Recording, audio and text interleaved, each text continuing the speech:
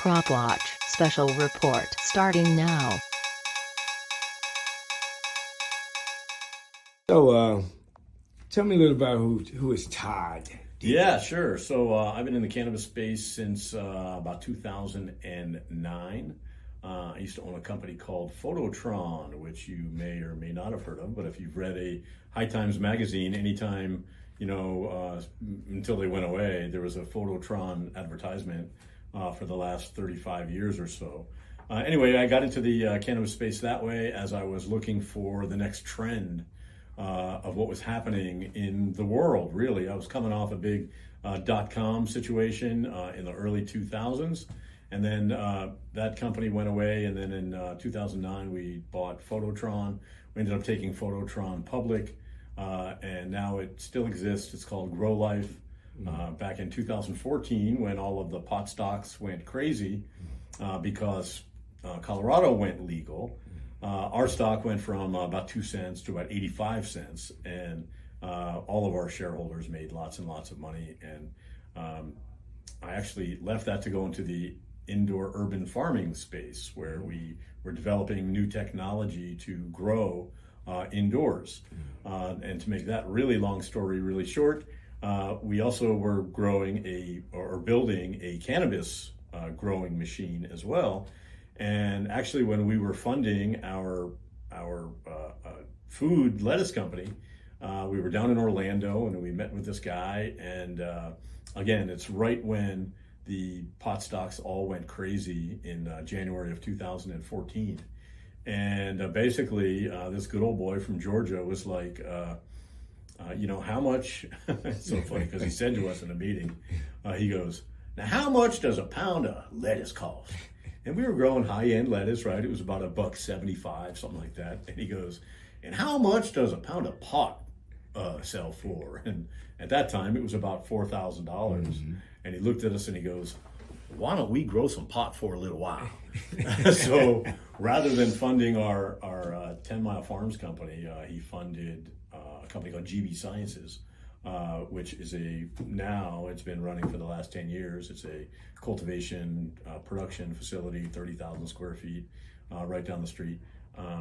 And we started doing that. So we were developing this technology that had a tissue culture box, and then a grow box, and then a curing box, right? And the final stage to that was testing to make sure that 3, 2, and 1 are working properly, right?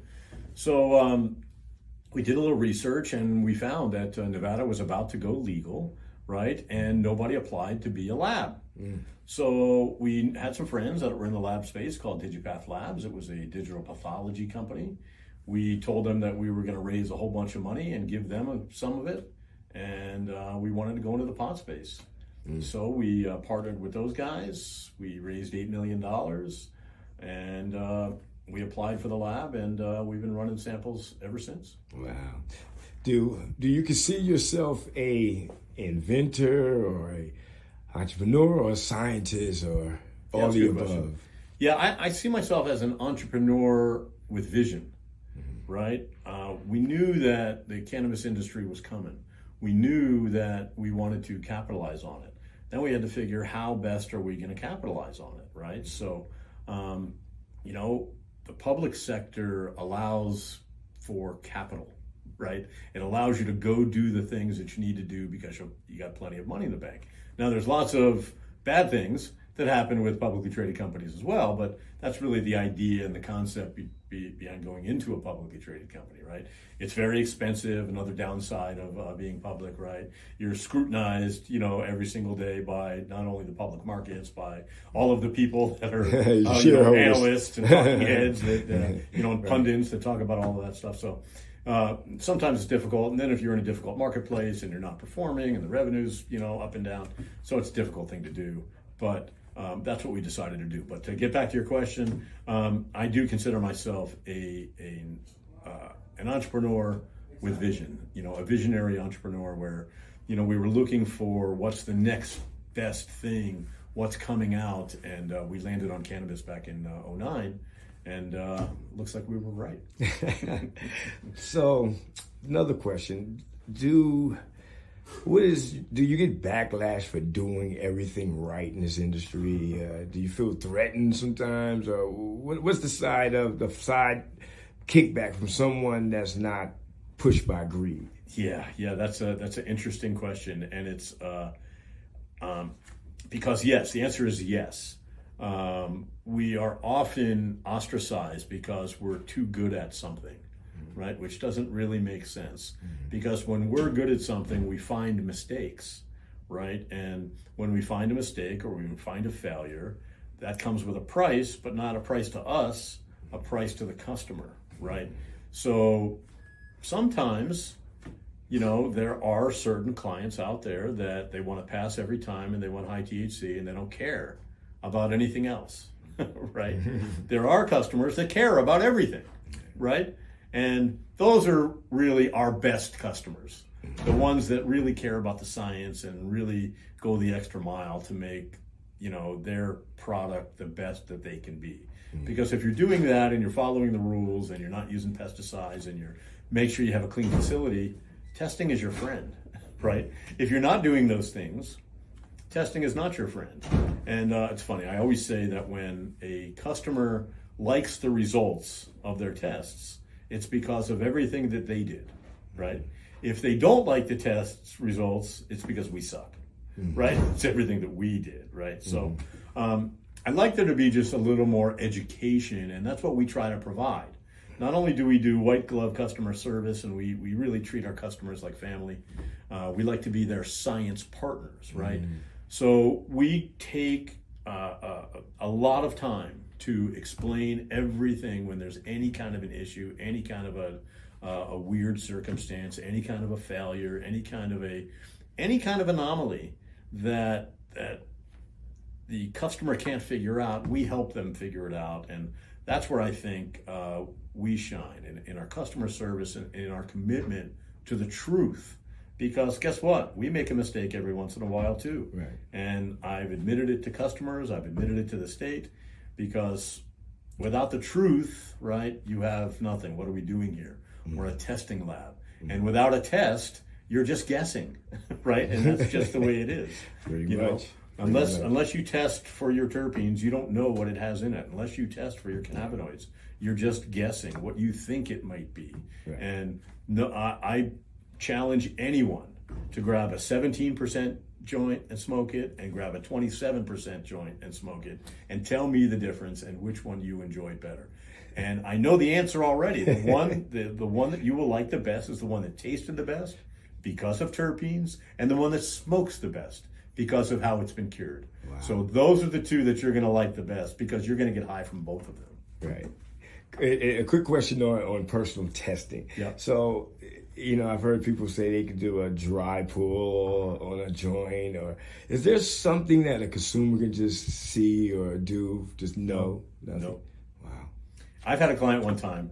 He called me. We ran a test for him, and it came out at like 23 or 24% THC, which is still a very good number, right? He literally called me on the phone screaming and said to me on the phone, "Todd, I can see the THC dripping off this bud. How is it only 24%? That's just ridiculous. You can't see that. It just doesn't happen. It's not how it works. Wow, that's incredible, man. So listen, I see you have another IP called Easy Micro Labs, man. Let's talk about that real quick. Sure. So basically what we did was you saw all the stuff that we do in the back with microbiology. Yeah. So I had a friend with a cultivation, and he called me one day and he said, "Hey, I don't want your lab to come out because it's too expensive, but what can you recommend that I use so I can test my own facility?" And I searched and searched and searched and searched, and we couldn't find one. So I got with him and we developed a QC system for cultivators, so you can do the microbiology testing yourself in your own facility, so you know already what the lab's going to say. You know if you should even send it to testing, because if something's failing, why get it tested, right? Throw it away or remediate and then get it tested, right? Mm-hmm. So we developed a complete system, really using the exact same technology that we use here with rapid plating, incubators, and we've automated it all completely. It's run completely on an app, and literally for 3 to 4 hours a week of work, you can literally monitor your entire cultivation center with the Easy Micro Labs system.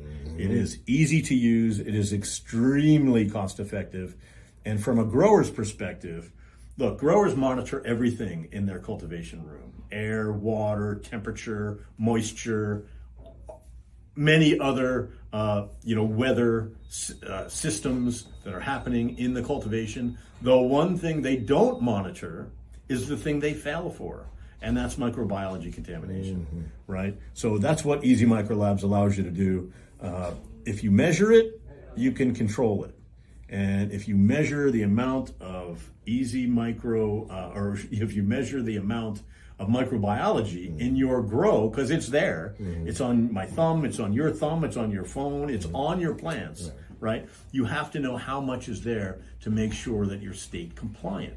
This has nothing to do with state compliance. This is a QC system for the individual grower, so you know before you test if you're going to fail or not. Oh, and where can we get this product? Is it a website? Oh yeah. You can go to easymicrolabs.com awesome. and order and get on a monthly residual. Order month to month. You can order them one at a time just to try them out. There's anything you need to get this system going. Easymicrolabs.com, and that's EZ, as you can see. As you can see. Boom. Thank you, Todd.